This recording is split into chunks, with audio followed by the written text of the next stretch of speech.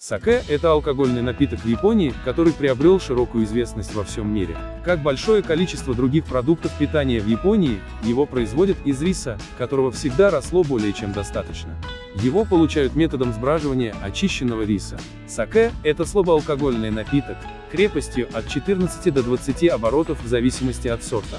Его изготавливают уже более 2000 лет, и когда-то давно рецепт сакэ был позаимствован японцами у китайцев. За основу была взята идея рисового пива, который китайцы варили еще во времена до нашей эры. Когда сакэ только возник, его цена была достаточно высокой, он встречался довольно редко, именно поэтому его пили в основном богатые люди. Все начинается с риса. Для приготовления сакэ используются особые сорта риса, в которых содержится высокая концентрация крахмала, и которые отличаются большим размером. Есть даже отдельные сорта риса, которые выращивают исключительно для того, чтобы затем производить из них этот алкогольный напиток. Рис доставляют на завод, где его тщательно очищают и шлифуют. Зерна риса тщательно шлифуют для того, чтобы неочищенный рис не испортил качество сакэ. И их очищают от оболочки и от зародыша. Это делается с помощью специально разработанных шлифовальных машин, в которых зерна претерпевают трение на протяжении долгих часов. Обтачивается от 30 до 60% зерна. В процессе производства этого алкогольного напитка уделяется особое внимание выбору хорошей очищенной воды. Сначала ее тщательно очищают, а затем обогащают минералами и фосфором, чтобы создать идеальную среду для быстрого размножения дрожжей и грибов. При этом очень важно, чтобы в напитке не содержалось ни железа, ни марганца, чтобы он сохранил максимальную чистоту. Отшлифованный рис промывают водой и замачивают. Время замачивания зависит от степени шлифовки и вида риса.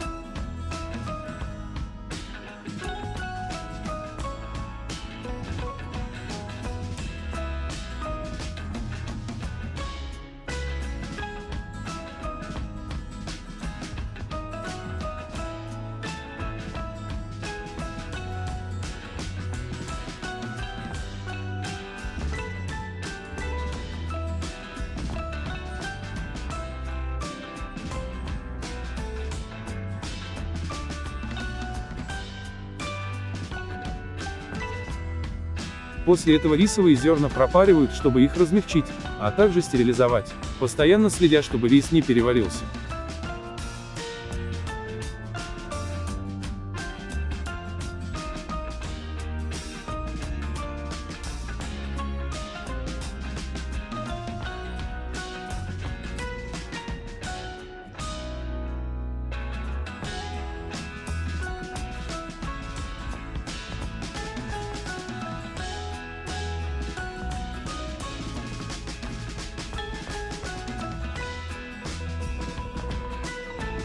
После этого наступает этап брожения риса. Тщательно пропаренный рис добавляют специальные плесневелые грибы, которые постепенно расщепляют крахмал и вырабатывают сахар, необходимый для дрожжей. Для этого необходима невысокая температура, около 30 градусов по Цельсию, и очень высокий уровень влажности, в идеале 98%. Для этого процесса необходимо 2 суток, во время чего рисовые зерна иногда переминают, чтобы каждое зерно в достаточном количестве насытилось кислородом, а температура сохранилась на нужном уровне, несмотря на активное брожение. На 3-й сутки рис выносят из теплой комнаты в прохладное помещение для того, чтобы остановить процесс брожения. Пропаренный и отбродивший рис и добавляют дрожжи. Начинается волшебный процесс превращения риса в алкогольный напиток.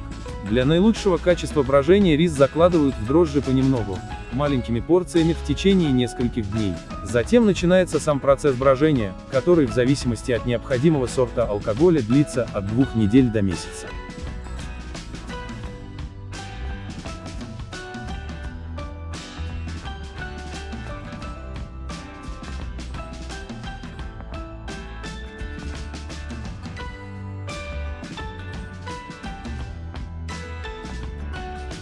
На этом этапе используются специальные фильтры, в результате работы которых саке очищается от твердых частей. После напиток настаивают чуть больше недели, чтобы осели все твердые вещества, а также крахмал, который не перебродил. Затем напиток сливают, оставляя все твердые частицы внизу, и снова тщательно фильтруют.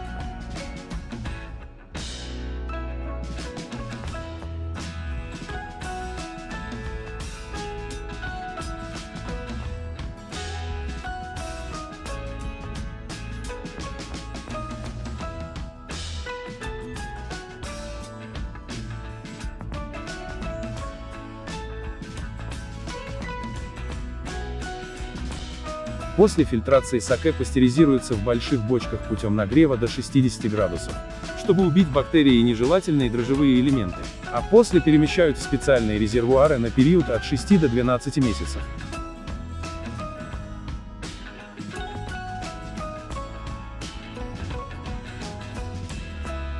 Некоторые сорта саке не поддаются пастеризации, для сохранения натуральности. При этом в напиток не добавляют никаких консервантов. Когда саке готов, его разливают по бутылкам.